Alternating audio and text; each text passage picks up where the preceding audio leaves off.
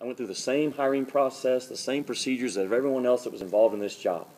Everyone else had an opportunity to apply. Everyone else had an opportunity to sell themselves in a 2 or 3 hour interview with people that were in that selection committee. I did it better than anyone else. So I don't have anything to apologize for. The job was open. I applied for it, and I got it. So you know what? In 4 or 5 years, it doesn't matter what criticism there was or what praise there was. The bottom line is, am I going to get the job done? That's going to be the bottom line. That's fair to me to have that opportunity.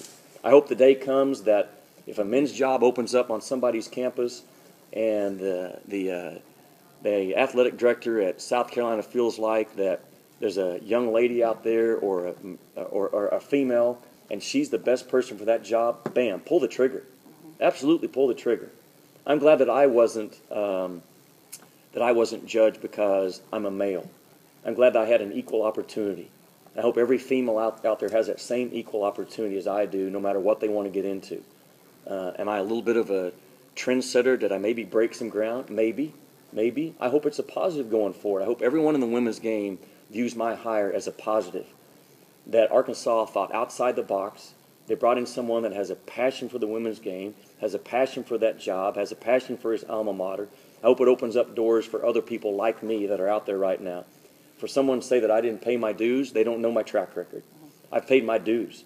I've done a lot of things in this game of basketball. People don't realize the grind that goes through ESPN and the travel and the amount of film and the amount of practices that you attend. I attended over 3,000 practices in the last 11 or 12 years. So I have a tremendous amount of resource and a notebook to fall back on. But now I got to put it into practice, don't I? I have to see if I can get the job done. But you know what?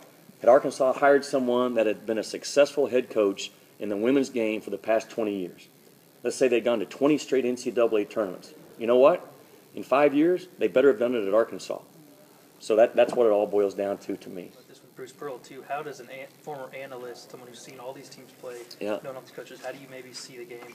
Right. I think if you talk to Bruce Pearl tomorrow, he's going to say the same thing I did. His time away as a head coach, where he could get his eyes on a lot of programs out there, see how they do things in practice, how they prepare on the day of the game, what their walkthrough looks like.